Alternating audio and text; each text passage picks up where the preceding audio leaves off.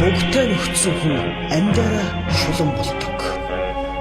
Олноо өргөгдсөний 10 он буюу 1920 оны зун Сэлбийн хөвөн дээр зусч байсан Пүрэв хэмээх хэрэг 17 настай охин очмаа генетикэн алгуулжээ. Тэр үед Сэлб бол одоогийн шиг тасрах шахсан шиднэс шиг байсангүй. Тэгээд ч хур бороо ихтэй зун байсан болохоор эцэг их хоёр нь охиноо золгүй тохиолдлоор усан дунаад өгчихсэн байж таарлаа хэмээгээд цогцыг нь хайж хэд хоноод сүйдлээ гордлого тасарчээ.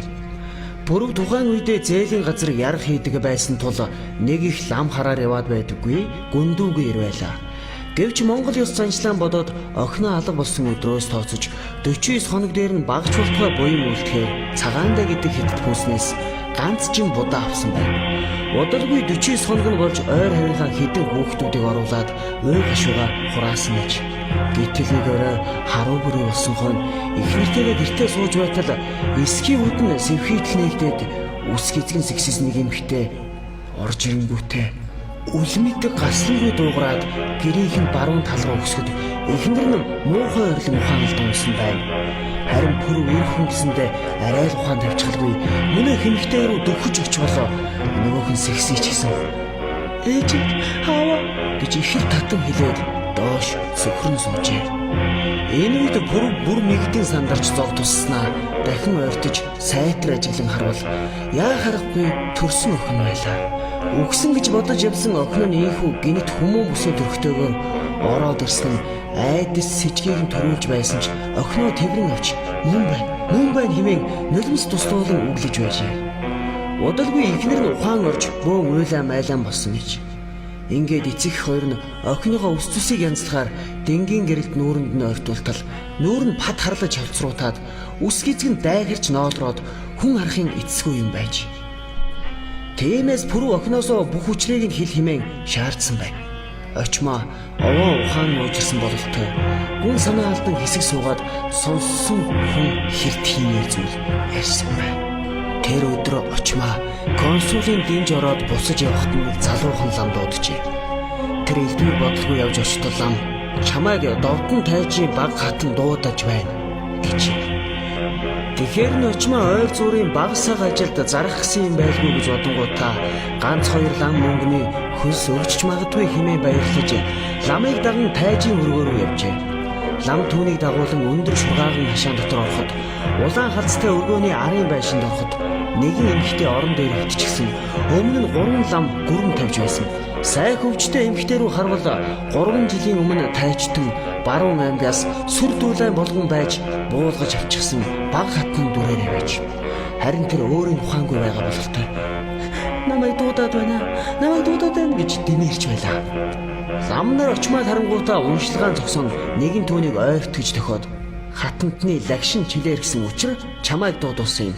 Маа энийг хүртчих гээд мөнгөн зүгцтэй аршаан бололтой зүйл өгсөн юм. Бүсгүй айх гайхах зэрэгцэн эргэлзэхэд лам зүгээр хүртчихтэй хөөмн гэж дахин хэлэхэд тэр ууж орхижээ. Гэтэл тэр дороо биеийн суларч хар аяндаа сөхрөнж. Мөн энэ зурт ухаан санаа саармж эгээд үүлэнд хөвж байгаа мэт болоход хоёр лам босч ирээд түүнийг өргөн өнөө өвчтэй эмэгтэй дэргэд хажуугаар нь хэвтүүлээд тэр хоёрын гарыг утсаар холбох шиг болсон байна. Тэгснээ чи хатантны оронд нүгэлт ярагчны охиныг ав. Энэ хоёр нэг хүн гэж хэлхийг бүр түр сонсоод ухаан нь балартжээ. Удалгүй дахин ухаан авах үед нь чөмгөн ганлан гавлын эсэнд дамар зэрэгцэн дуугараад өөрөө хин нэгэнд дуудагдаад харанхуйд бүдчин яваа мэт санагдаж ирсэн байна. Хаа нэгтгээс тогсон наашир гэж дуудаад байгаа нь яг л өөрөөр нь дуудаж байх шиг байлаа. Тэгсээр нэг хар гэрийн үүдэн тулж очсон байна. Бүсгүй өөрийн мэдлэг гэрт явж ороход гэрийн доторхыг сүүмэлдсэн хөх гэрэл гэрэлтүүлж байсан бөгөөд сэгсгэр үстэй нэг гэр хойморт доош харсан харагджээ. Гэтэл чихэнд нь тогсхон чи хилтээд хувцаа тайл гэхэн сонсогдсон байна. Энэ үед тэр мөн өөрийн л мэдлгүй хувцаа тайлан гэрийн зүүн хаягаар хэвтгэд сүүмэлдсэн хөх гэрэл болон нөгөө сэгсгэрээр ойртож ирчээ. Өөрийг нь хэн нэгэн илтгэлээд зовоогоод байх шиг санагдахад гараараа савчиж үзвэл юу ч үгүй хоосон байх нь мэдэгдлээ. Гэхдээ хүнд биетэй хүн биен дээр нь гიშгчж байгаа бүхий л бие ухаан бодлороо мэдэрч байлаа. хичнээн хугацаа өнгөрснийг бөөмдөө. Нэгэнтээ очмаагийн ухаан арай дээртэд өндийн хараад гэрт байгаа гадаа байгаа хоёрын алин болохыг нь үл ойлгож эргэн тойрноо тэмтэрвэл юу ч баригдсан. Ийм маягтай хэд сэрэхтэй хаана байгаагаа ер ойлгосонгүй. Осолдохгүй л үргэлж харанхуй байгаа юм анзаарч. Тэгтэл нэгэнтээ мөнөөх хар хүн гарч ирээд одоо ч яв. Хүсэл минь ханлаа. Удахгүй уулзнаа гэж хэлэхэд очмаагийн ухаан бүрэн цэлмсэн бөгөөд хээр хөвтөж байгаагаа ч мэдчихэ. Харин өнгөрсөн бүхэн зүүдүү үнэн явдал гэдгийг ойлгосонгүй. Харанхуйд зүгчгүй баахан яваад нэг газар суух үест нь нар мандсан гэж.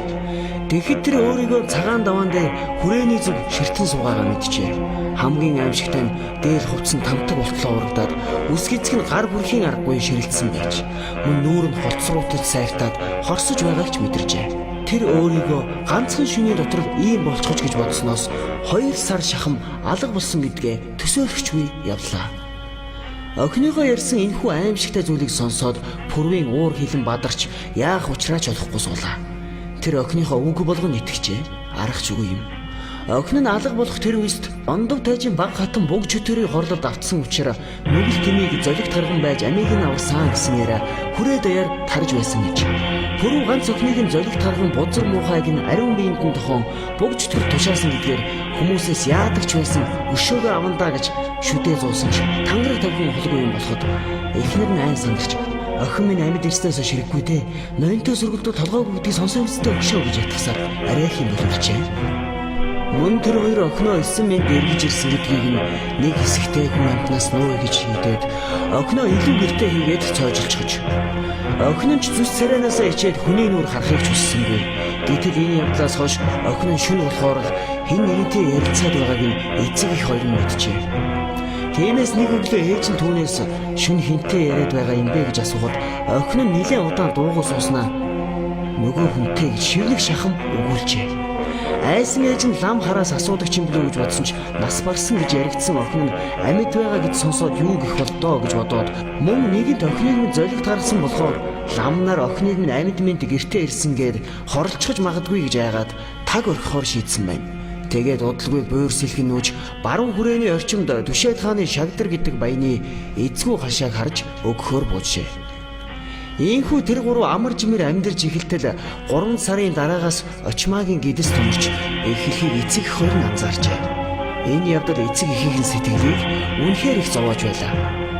Хүүхдийн эцгийн тухай охиноос асуугаад чирэггүй гэдгийг аль нь сайн мэдэж байсан учраас юу ч хэлсэнгүй. Ингэснээр 1921 он гараад удаагүй байтал очмаа нэг шөнө амарчих болж дуншиж эхэлжээ. Тэр үед гамин цэргүүд хүрээ хизэрчихсэн байсан учраас Пүрв амьд үг шахуу явж байж их барих жингэнг олж ирсэн байна. Очмаа төрөх гэж өчнөө зовсон бөгөөд гэнэтхэн эрэгтэй хүн хахирхан хоолоогоор уйлах сонсогдсноо их барих жимхтэй ордуу тавхан сонсогджээ. Энэ үед гэрийн гадаа байсан Пүрв гэртгүүн орвол их барих жингийн хар цагаан дуугүй хажуугаар нь мушуухан гараад явчихжээ.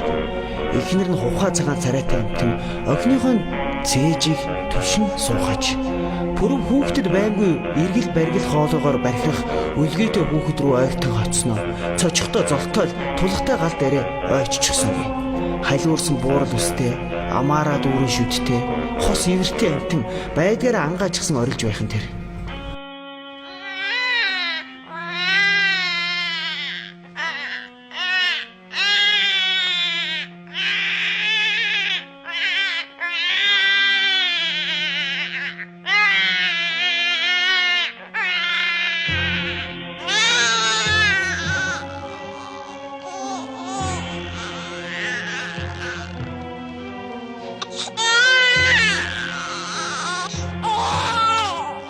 Охин нь өөрөөс нь ямар амтэн гарчгаад байгааг мэдээгүй бололтой аав руугаа сарван хүүг минь аваад өгөөч гэхэд Пүрв аргагүй ирэхэд буруу харан байж нэхий үлгийд боогоод охиндоо өгвөл охин нь түүн рүү гарснаа царай нь хухаа цайж ээж энэ ч нөгөө хүн байж дээ гэж муужраад унчихж Пүрв энэхэн зур үзгүй муухай амтныг одоохон үгүй хийчихье гэж бодонгуудаа шүүрэн авч гарахаар завтал эхнэр нь чи яах гэж байгаа юм бэ? Наад чи мууч гэсэн охины минь одоо мах цусаад асцсан үрэн штэ одоо гэхэд тэр өөрөө ирэхгүй зог тусчээ. Охин нь ч гэсэн уйлан байж хэрэггүй тул яах чарга байсангүй. Тэр шин тэд бүгд нойргүй хонсон бөгөөд гэр доторхыг нь үл мэдэг сүймэлцэн хөх гэрэлгийн үсээр өглөө болгожээ.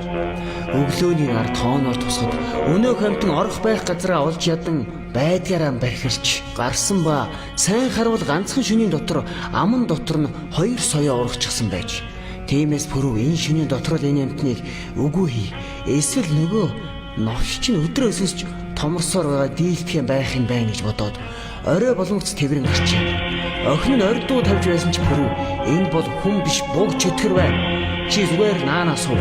Чиний сүүг биш цусаг шин сорж байгааг харж байна уу? Аав нь алахгүй. Харин хол авчиад хайчаад ирээд тэр чигээрээ давхаар өвчиж. Тэр явсаар 70 давхрын ингэрт очиж үнэ амтны аманд нь өөхөн хүлээд орчихжээ. Тэгээд эргэж ч харалгүй явсаар гэртээ ирсэн бөгөөд тэр шөнө айхтар салхитэгдэн тэдний өрхийг хамаад явчихсан байна. Харин онгорхой тооноор нь хөх гэрэл орж ирээд очмаагийн дээгүүр эргэлдэхэд тэр босон хараач. Би хүүтээр явна гэж хувцлаж эхэлжээ. Энэ үед эцэг эх хоёр түүнийг дарсаар байж арайхийн өглөө болгосон байна. Харин дараа өдөр нь пүрв хоолны юм олж ирэхээр зээл рүү явсан бөгөөд очмаа өдөржин буруу гарan хөвтжээ. Тэгснэ оройн нар жарах үед би бицсад гараад ирээ гэд гарсан аж. Гэсэн ч орж ирэхгүй удаад байхаар нь ээж нь гарч харвал аль хэдийн ос хөвгүй болсон байж.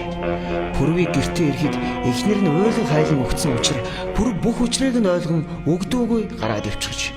Тэр мөнөөх амтныг орхисон 70 давхрын ингэрт очисон боловч тэнд юу ч байсангүй. Гагцхүү золбин ногтол хаасаагүй хуцж байлаа. Энэ өдрөөс хойш пүрв охиноо хайж явах болсон байна. Удалгүй түүний ухаан солиорсон бөгөөд таарсан хүн болгондоо дээрх зүйлийг ярьж явдаг байж. Ингэсээр нэг л өглөө 70 давхрын ингэрт өгсөн байгааг нь хүмүүс харжээ.